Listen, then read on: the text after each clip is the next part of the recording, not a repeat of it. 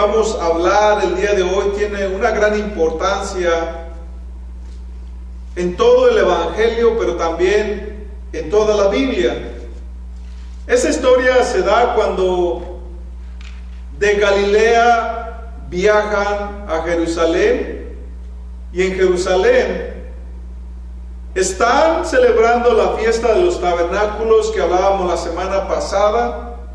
En medio de la fiesta de los tabernáculos, esta historia se desarrolla, la historia que para nosotros trae un gran impacto, que Dios ha revelado el misterio de esta historia, pero que en este tiempo particular la gente no lo entendía, porque no había sido revelado aún, y que también hasta nuestros días la mayoría del mundo sigue sin entender las palabras que Cristo anunciaría en este pasaje. Veamos qué es lo que dice y cómo se desarrolla. En el versículo 25 dice: entonces algunos de Jerusalén decían, ¿no es este a quien buscan para matarle? La historia sigue cuando Jesús llega en el tercer día secretamente y comienza a enseñar dentro del templo de Salomón. Cuando la gente lo ve, inmediatamente comienzan a hablar en medio de ellos y hacen la pregunta: ¿no es este a quien buscan para matarle? O sea que la gente que estaba allí, la semana pasada hablábamos que había por lo menos 4 grupos de personas: los hermanos o familia de sangre de Cristo, los peregrinos que venían a adorar a Dios desde tierras lejanas, pero que seguían siendo judíos, los nativos de Jerusalén y los líderes que vendría siendo el Sanedrín o el concilio, los líderes del judaísmo. Entonces la gente ya sabía que había un complot para matar a Jesús. Tenían ese propósito, pero en medio de todo esto había diferentes opiniones en los diferentes tipos de gentes que había. Es como en nuestros días, porque la gran pregunta giraba alrededor de la identidad de Jesús. Giraba en torno a la pregunta o a la respuesta de quién es este Jesús. La misma pregunta que en nuestros días se siguen preguntando mucha gente alrededor del mundo. Y aquí la gente que venía a visitar, típicamente foreños de Jerusalén, habían escuchado que los líderes querían matar a Jesús. Entonces, este pasaje nos viene a traer al tema del día de hoy. La misma pregunta que se ha hecho a lo largo de los siglos, la misma pregunta que muchos continúan haciéndose hasta el día de hoy.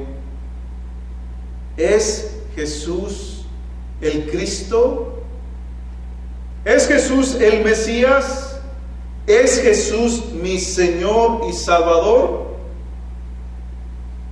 Y esta historia se desarrolla con una connotación negativa, porque ellos no entendían verdaderamente la identidad de Jesucristo. En el siguiente versículo 26 dice: he aquí, habla públicamente y no le dicen nada. ¿Será que los principales realmente han reconocido que Él es el Cristo? La gente seguía murmurando, hablando, la gente seguía cuestionando: ¿quién es este Jesús? Y si quieren matarlo, he aquí, está en los atrios del templo enseñando, y nadie le dice nada. ¿No acaso es este al que querían matar?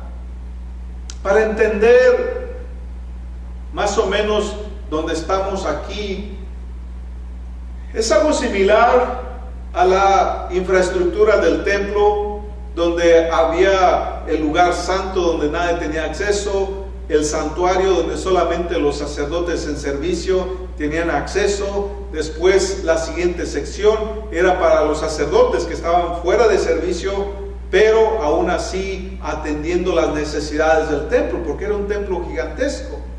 Y para nosotros después está el gimnasio, que vendría siendo otras secciones, los atrios, donde se dividían para los judíos, después para las mujeres y hasta el final para los gentiles. Jesucristo, si lo ponemos en este edificio, era como si estuviera enseñando allá en el gimnasio. Y allá había cientos y cientos de personas. De hecho, podían caber miles de personas en lo que era el templo, porque era un templo gigantesco.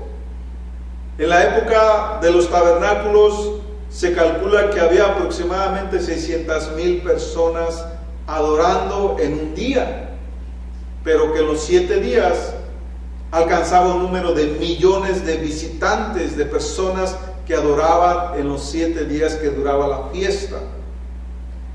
Aquí vemos entonces que la gente está cuestionando, está haciéndose la pregunta sobre por qué permiten que Jesús esté enseñando. Porque la opinión de los gobernantes era lo que era. En las sinagogas, cuando alguien no se comportaba o por alguna razón estaba fuera de orden, los líderes lo expulsaban e incluso lo castigaban severamente. ¿Cuánto más en el templo? En el templo tenían guardias, tenían alguaciles o soldados que mantenían el orden. Pero con todo y eso, Jesucristo estaba publicando ampliamente en el templo de Salomón. ¿Cómo se puede explicar que frente a las acusaciones tan terribles, aún así Jesús estaba públicamente y libremente enseñando? Su pregunta viene en una connotación negativa porque los gobernantes o a la gente creía que los gobernantes ya estaban acaso aceptando que Él era el Cristo, porque basaban su conclusión en 3 puntos. El primero es que en la mente de los judíos, ellos no sabrían de dónde viene o de dónde vendría el Cristo. El segundo punto es que también ellos sabían aparentemente que Jesús venía de Nazaret, cuando la profecía decía que no sabrían de dónde vendría el Cristo. Y la tercera era la conclusión errónea a la cual llegaban los judíos. Si saben de dónde viene y si saben que ese Jesús, hijo de José el carpintero, era de Nazaret, por lo tanto, no era el Mesías. Una conclusión que era errada.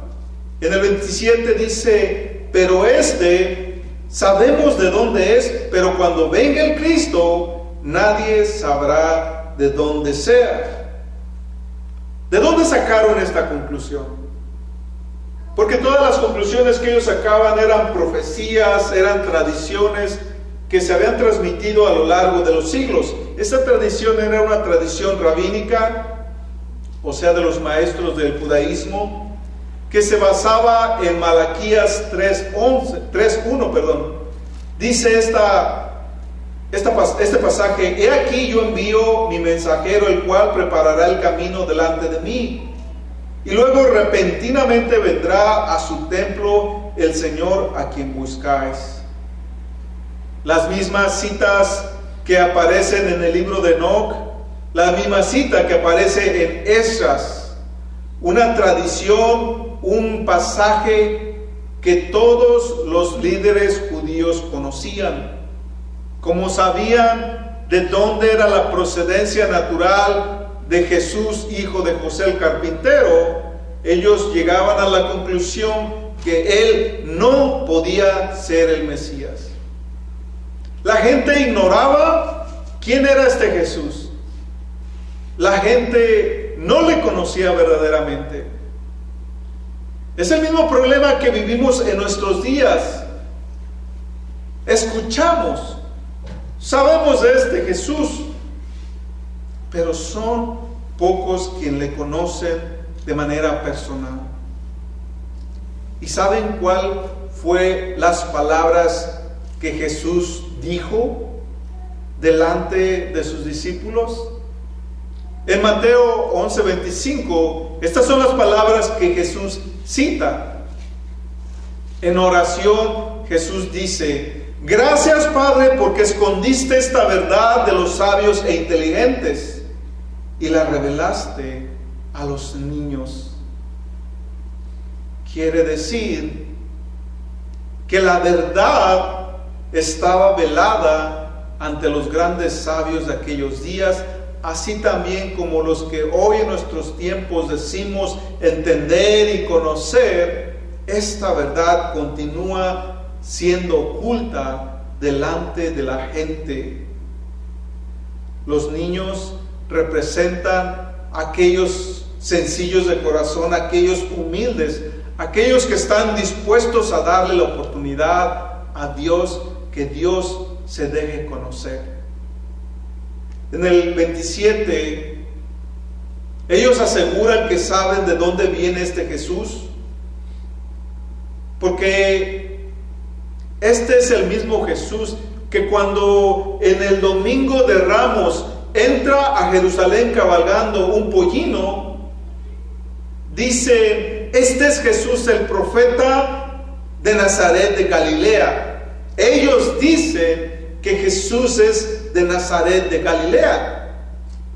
Por eso es que la gente, hablando de Galilea, donde vienen los samaritanos o los odiosos para los judíos, aquellos que se los consideraba como animales inmundos, dicen: ¿algo bueno puede venir de Galilea? ¿Algo bueno podría salir de Nazaret? Ellos no creían que era posible que el Mesías vendría de un lugar nefasto para los judíos.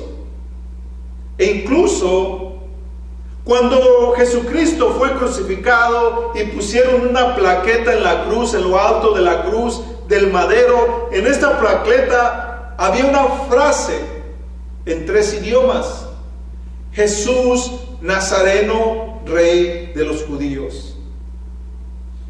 Por lo tanto, podemos decir que todos los judíos creían que este Jesús, hijo del carpintero, era de Nazaret. E incluso en los años posteriores, en las décadas posteriores, a los discípulos de Jesús se le llamaba a los nazarenos, porque creían que eran discípulos o seguidores de Jesús de Nazaret. Pero pocos entendían que Jesús realmente no era de Nazaret. Estos judíos estuvieron equivocados, que nuestro Señor en realidad había nacido en Belén. Belén era el lugar de nacimiento de acuerdo a la profecía en Miqueas 5:2. Jesús nació en la ciudad de Belén. En el 28 dice: entonces Jesús alzó la voz en el templo, enseñando y diciendo: a mí me conocen y saben de dónde soy, y yo no he venido por mí mismo, más bien el que me envió, a quien ustedes no conocen, es verdadero. Yo le conozco, de él provengo y él me envió. La expresión "él me envió" es la declaración que aquel profeta mayor, dicho por Dios desde el libro de Deuteronomio, era él. Con estas palabras él decía: yo soy el Mesías, yo soy el profeta mayor, yo soy la simiente de la mujer enviada para pisar la cabeza de la serpiente antigua.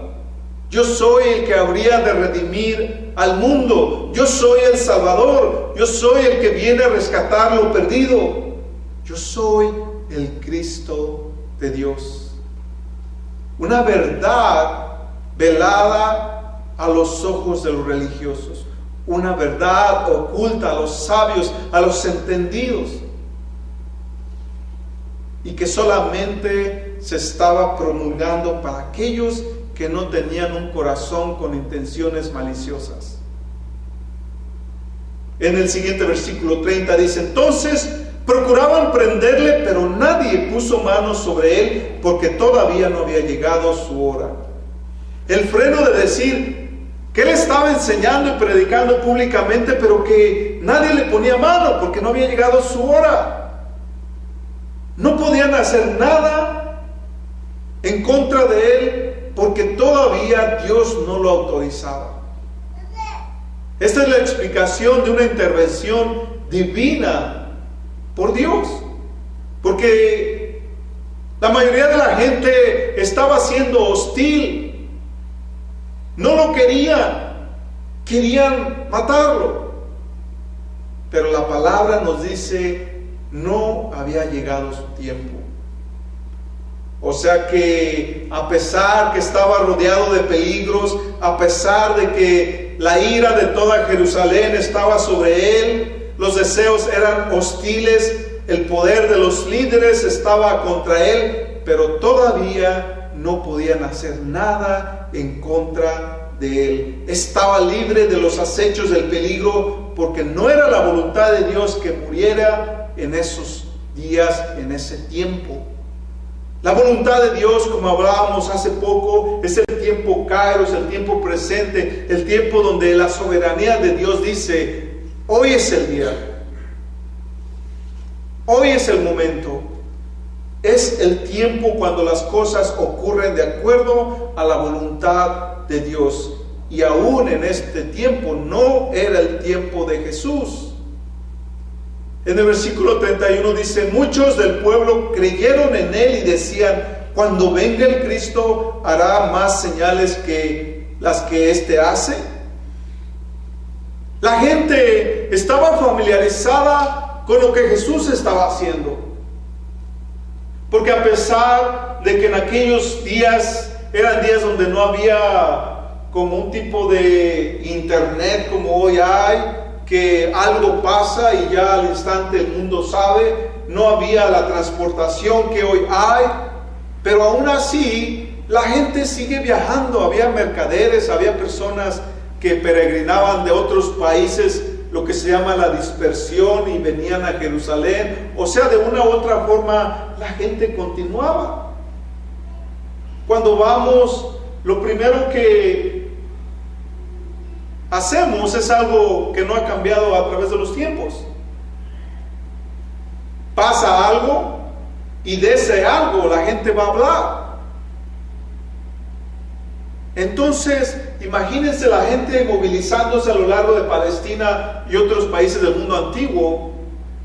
Habían escuchado que se había levantado un siervo de Dios, habían escuchado que leprosos estaban siendo limpiados, que endemoniados estaban siendo liberados, que personas con enfermedades, incluso ya Jesús había resucitado un par de muertos.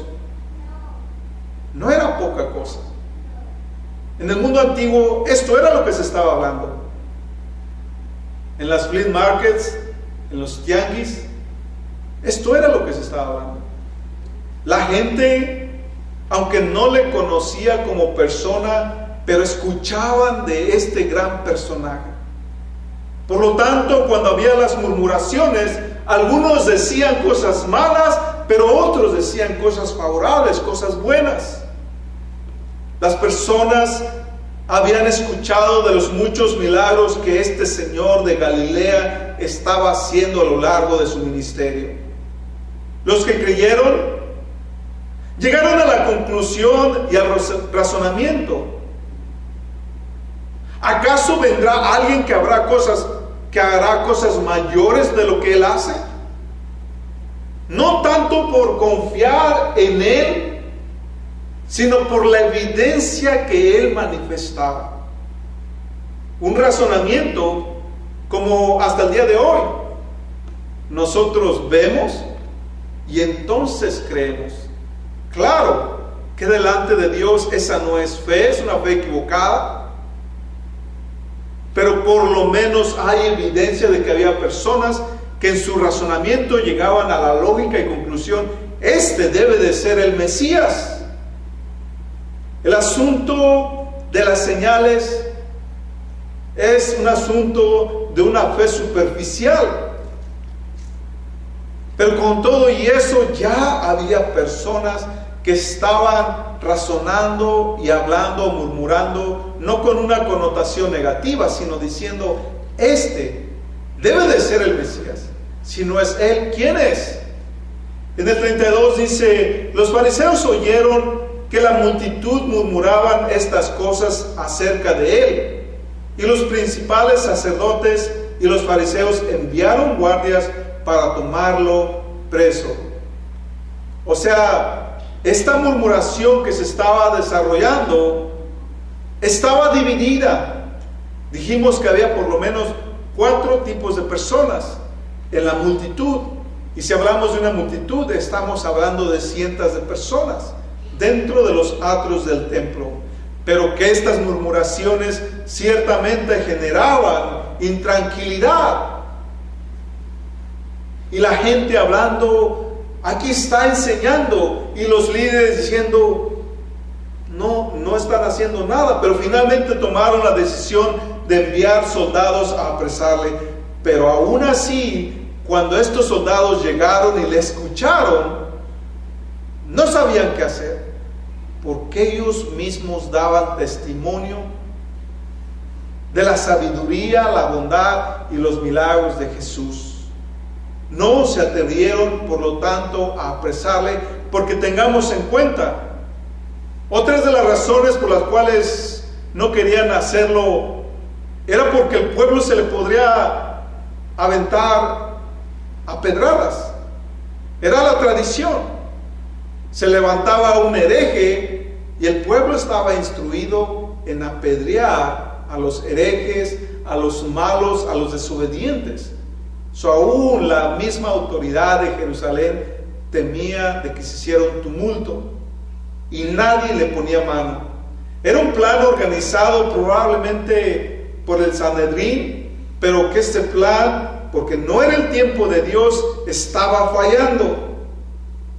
Y en las palabras de Jesús, era una ofensa para los líderes, pero al mismo tiempo era un consuelo a aquellos que estaban buscando conocer de Dios. En el 33 dice: entonces dijo Jesús: todavía estaré con ustedes un poco de tiempo, luego iré al que me envió. Me buscarán y no me hallarán, y a donde yo estaré, ustedes no pueden ir. Estas palabras de Cristo se refiere a los últimos eventos de su misión sobre la tierra. Esa misión que todavía nadie entendía, esa misión que fue desencadenándose en un proceso, porque Él habla primeramente de la crucifixión, después de la resurrección, después de la ascensión y finalmente la restauración de su gloria, que es su estado original. Cuando hablamos de este Cristo, para nuestros tiempos, como este tema lo dice, aún muchos siguen sin conocerlo. En estas fechas de diciembre, todavía hay mucha gente que está adorando a un bebé. 2000 años después, y sigue siendo Cristo un bebé. Otros deciden todavía adorar a un Cristo que después de 2000 años sigue crucificado. Pero nos hemos puesto a meditar en la vida de Cristo, aquel que, de acuerdo a esta palabra, antes de hacerse carne, Cristo ya era. Por eso dice: yo soy. La preexistencia de Cristo mucho antes de que el Logos se hiciera carne. El Logos se hizo carne y habitó entre nosotros. Su encarnación, cuando lo vemos como a un bebé, pero ese bebé creció creció y estuvo aproximadamente 33 años con nosotros. Después murió en la crucifixión, resucitó, ascendió y está sentado a la diestra del Padre, y ahí continúa gobernando hasta la eternidad. La existencia de Cristo es eterna. Por eso, claro, celebramos la vida de Cristo, pero tuvo un proceso, tuvo un antes, tiene un después. Cuando adoramos a Cristo, debemos tener en consideración eso, que después de 2 milenios, Cristo creció, dio su vida por redención a nosotros, está sentado a la diestra del Padre, intercediendo por aquellos que serán redimidos de acuerdo a su voluntad. Amén.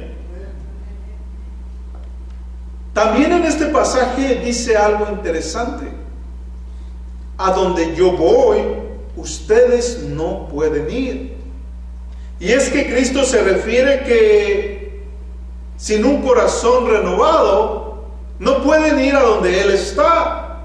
Sin su Espíritu Santo, no podemos ir a donde Él está. Sin la sangre que Él derramó no nos cubre, no podemos ir a donde Él está. Si aquellos que no han confiado en Él, nadie podrá ir donde Él está. Se refería a la ascensión porque ya próximamente estaba el día de su partida. O sea que Él está diciendo que hay una demanda de la santidad del corazón. Y si nadie tiene esa santidad, nadie podrá entrar a su presencia, al lugar santo, al lugar donde Él mora, al lugar donde está la gloria misma de Dios. Y esto solamente puede darse cuando una persona tiene el Espíritu Santo a través de la confianza en Cristo. La separación de Él no es un asunto que es cuestión de distancia o tiempo, porque ¿cómo nos podemos imaginar? Cristo ascendió, ahora ¿quién puede ascender como somos? Ya se inventaron los cohetes, las naves, helicópteros, y aún así no podemos ir con la tecnología, porque no es un asunto de espacio o tiempo, es un asunto de fe, es un asunto que nadie puede comprar con el dinero de este mundo. ¿Quieres ir a donde está ese lugar? Debes entonces apegarte a la voluntad de Dios. Esta separación continúa siendo un gran abismo en este mundo.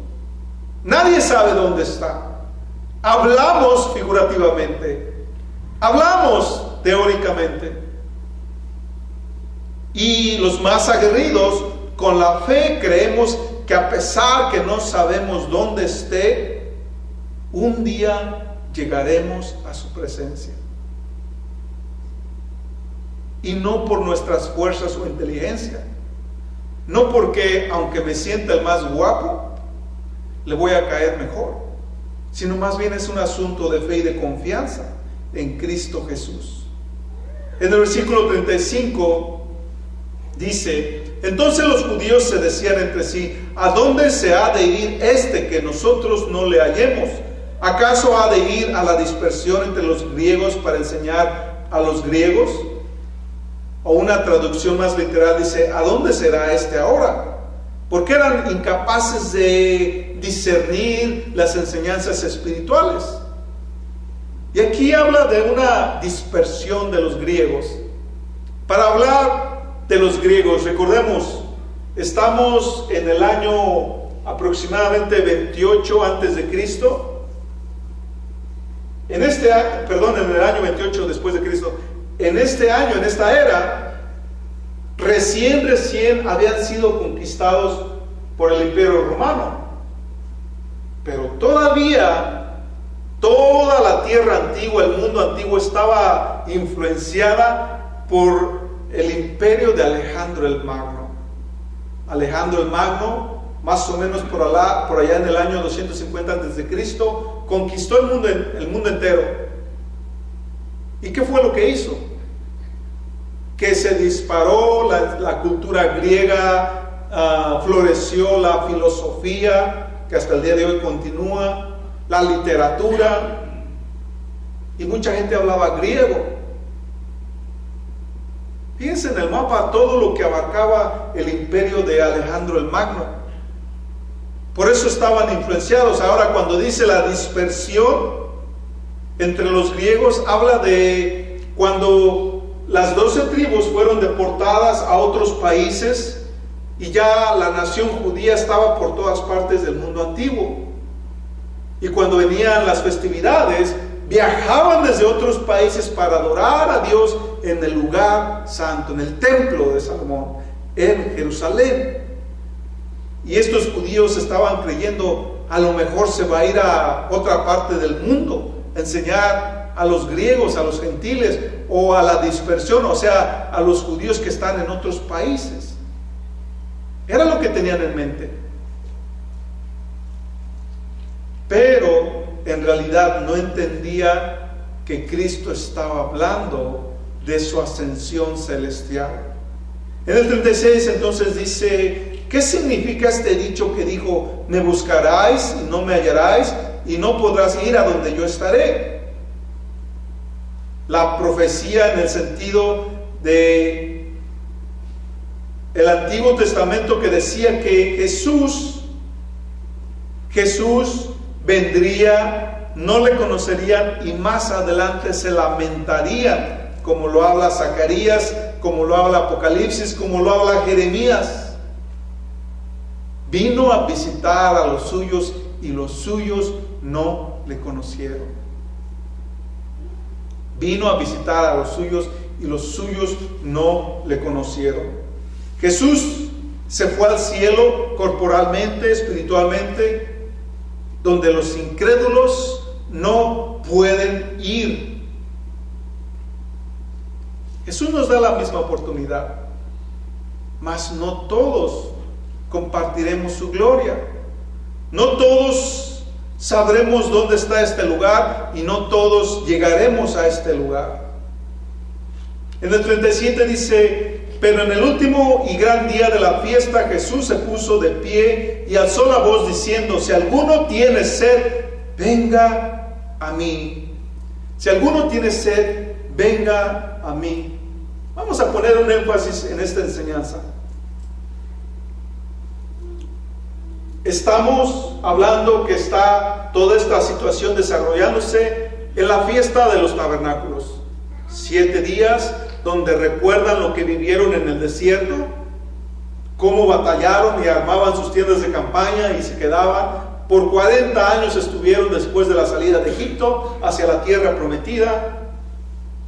En el desierto, donde la gente tuvo hambre y tuvo sed. Podemos escuchar esta historia como si estuviéramos viendo una película. ¿Cuántos de nosotros hemos estado en el desierto por muchos días? ¿Cuántos de nosotros entendemos lo que es tener sed? Lo que es verdaderamente tener sed. Bueno, algunos de nosotros incluso nos llaman mojados porque tuvimos que pasar el río Bravo, otros nos llaman bocas secas porque, bueno, pasamos por el desierto para llegar a este lugar. Pero de una u otra forma ya se nos olvidó. Vamos a hablar de la realidad. ¿Cuántos de nosotros ni siquiera tomamos agua? ¿No nos gusta el agua? Mejor preferimos el veneno, o sea, la coquita, la Pepsi. Ya no queremos tomar agua. Entonces, en términos prácticos, ni siquiera conocemos la sed. No la conocemos. Tenemos apetitos, pero no conocemos la sed. Estar por 40 años en el desierto, de verdad la gente llegó a experimentar lo que es una sed. Y ahora ellos en esta festividad recuerdan la hostilidad que vivieron en el desierto, pero también cuando ellos tuvieron hambre, Dios les dio de comer. Por eso Jesús dice: yo soy el pan de vida, yo soy el maná que desciende del cielo. Y ahora también les recuerda: ustedes tuvieron sed. Y su palabra entonces dice: si alguno tiene sed, venga a mí y beba. En esta festividad de los tabernáculos es el último día de la fiesta, o sea, por allá en el séptimo día de la fiesta. Un día donde los sacerdotes marchaban alrededor del templo por 7 veces, y en la última tomaban con un jarrón de oro de uno de los estanques de Siloé. Había varios estanques alrededor del templo, y tomaban agua y la derramaban en el altar de sacrificio para recordar que Dios había saciado su sed. Entonces, en este contexto, sabiendo Jesús que la gente venía a celebrar esa conmemoración, Él se levanta y dice: si alguno tiene sed, venga a mí y beba. Las mismas palabras que le dijo la mujer samaritana, las mismas palabras que nos dice a nosotros. Pero ¿quién tiene sed? Está más buena la Coca, está más buena la Pepsi, el refresco. ¿Quién tiene sed? ¿Quién tiene sed de pasar desde las 9 de la noche hasta las 6 de la mañana delante de Dios? ¿Qué es tener sed? ¿Qué es eso? Tener sed es la invitación que Dios hace a los pecadores sedientos. Y se trata de una expresión figurada que denota la angustia, la preocupación espiritual, cuando una persona descubre que el valor de su alma y la gravedad de su pecado lo pone en la condenación.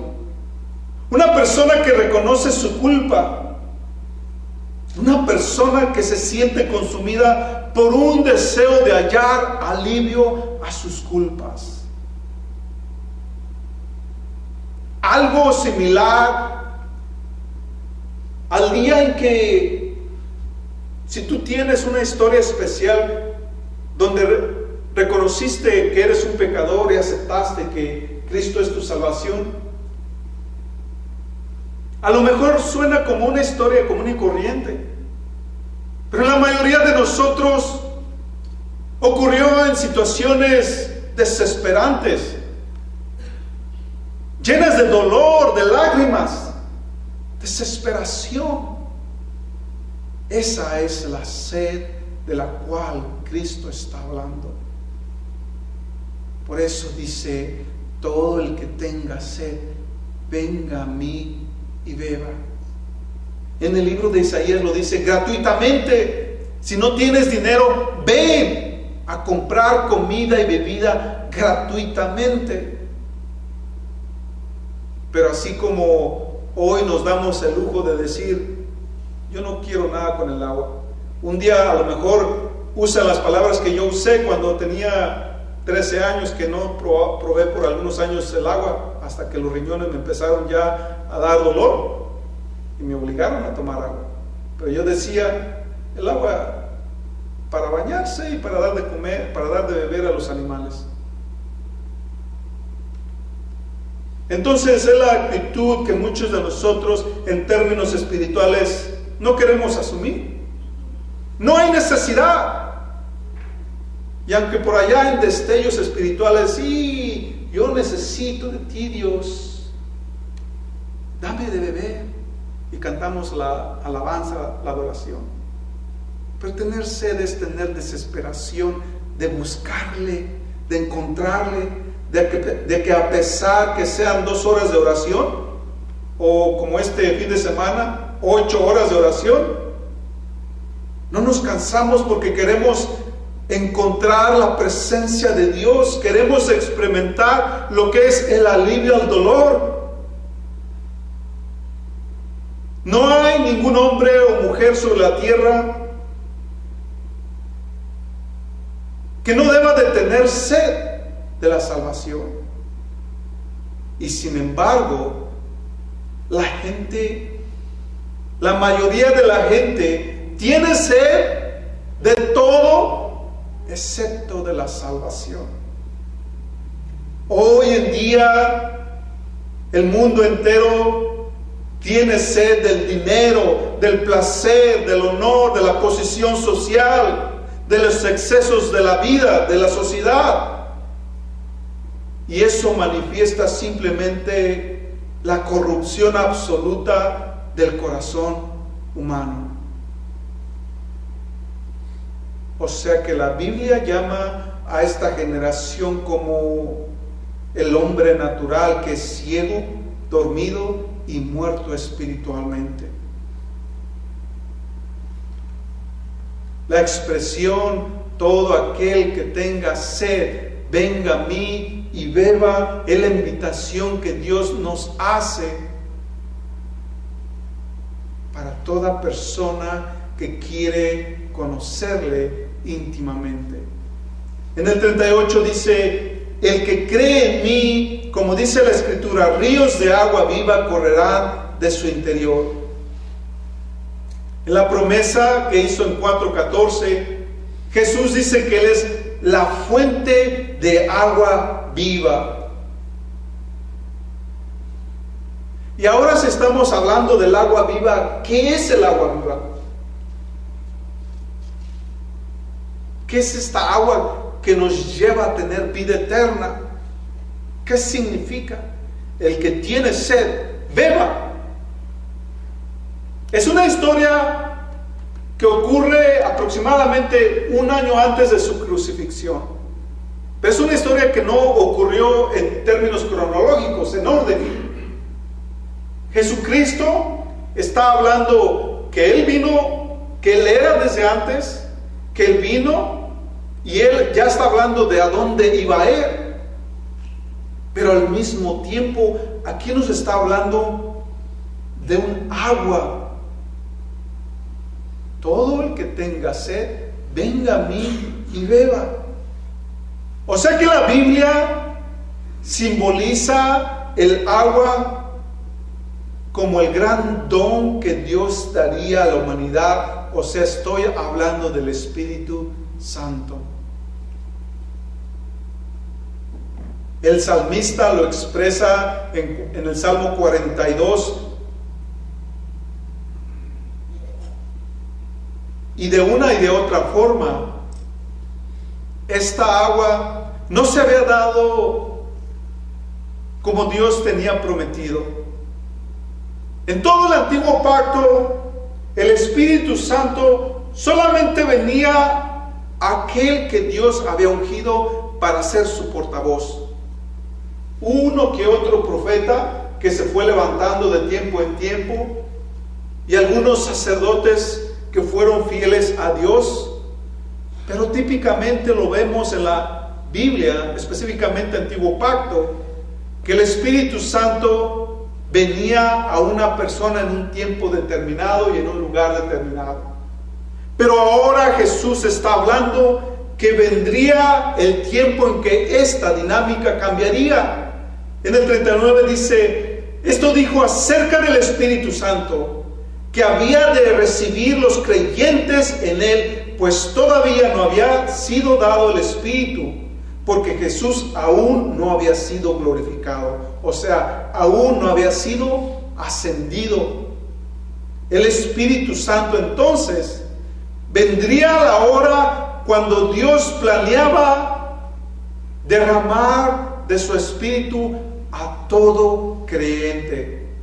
No solamente a los ungidos, al sacerdote, al profeta, al apóstol, pero ahora ya Cristo está dando la promesa que el agua, o sea el Espíritu Santo, se daría a todo creyente que confiara en Él.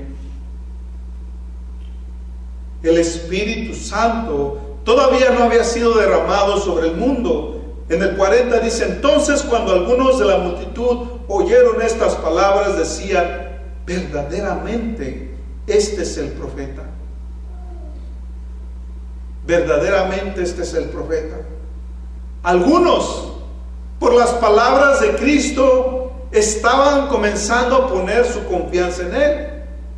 Y típicamente no fueron ni los nativos ni los líderes, sino más bien eran los peregrinos, porque aún ni su propia familia ni sus propios hermanos creían en Él, hasta después de su muerte y que Él se levantaría de entre los muertos, comenzaron a creer en Él. Con todo y eso, la palabra de Dios se siembra. Isaías 55: la palabra desciende sobre la faz de la tierra, va por los 4 rincones y hace la voluntad de Dios. La palabra de Dios produce vida. Viene a la faz de la tierra como el agua desciende y cae y produce fruto.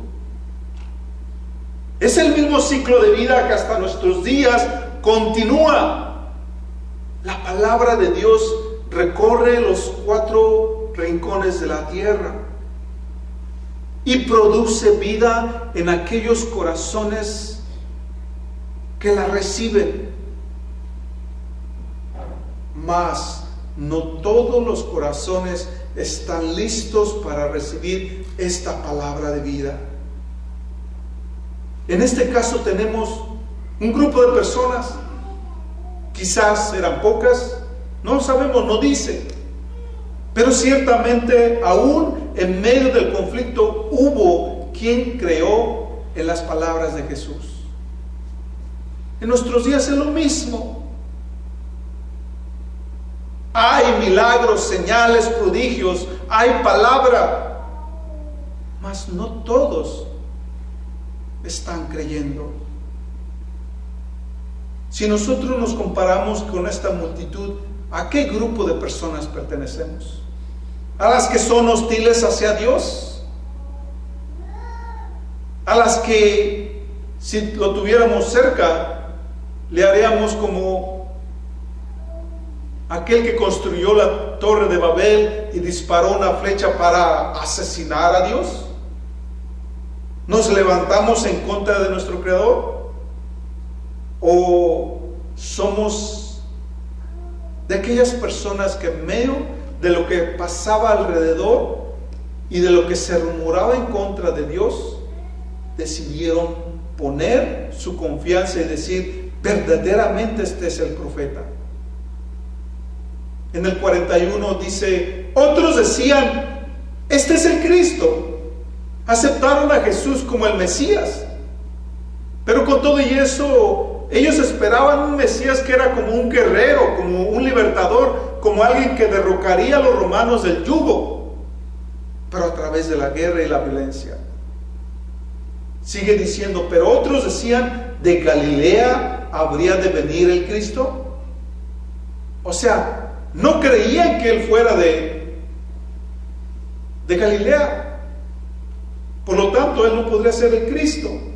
En el 42, ¿no dice la Escritura que el Cristo vendrá de la descendencia de David y de la aldea de Belén, de donde era David? Ellos conocían la Escritura, pero no conocían la vida de Cristo. No conocían la persona de Cristo.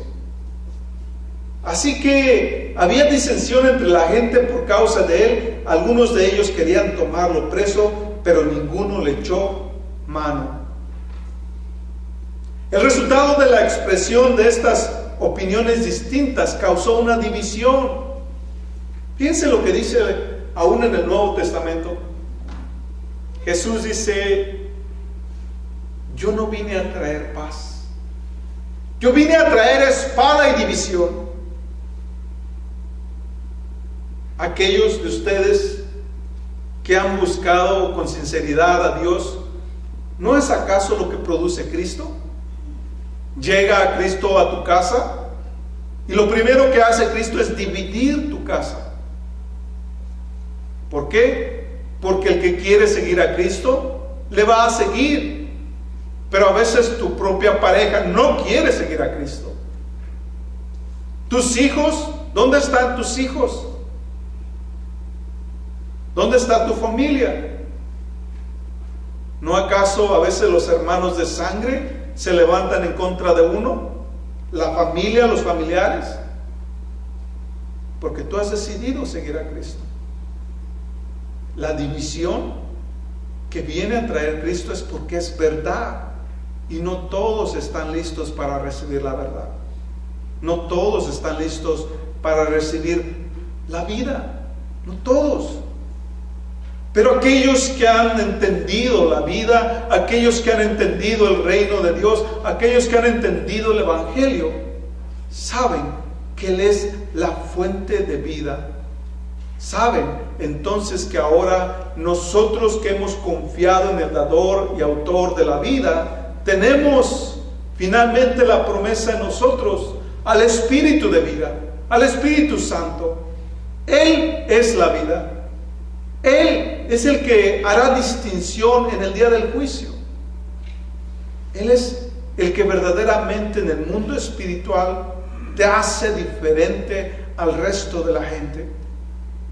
A nuestros ojos carnales, cualquier persona se ve igual. Cualquier persona, podemos hablar cosas espirituales.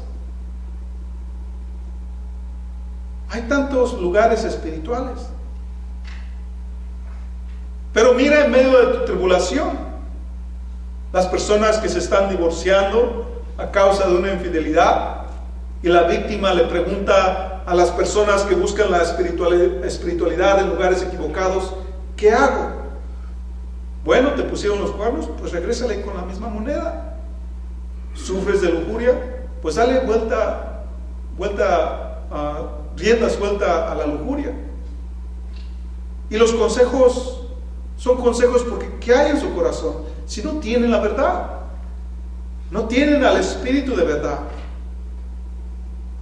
Cuando una persona no tiene al Espíritu de verdad, ¿qué puede dar a los demás si no hay nada de Dios en las personas? Cuando una persona tiene al Espíritu Santo, cuando una persona tiene al Espíritu de verdad, cuando una persona tiene a Dios en su corazón, la Escritura dice: de su interior nacerán ríos de agua vida, ríos de agua viva, porque hay mucho que dar. Ya no solamente para nosotros, ya no solamente hemos sido saciados de las necesidades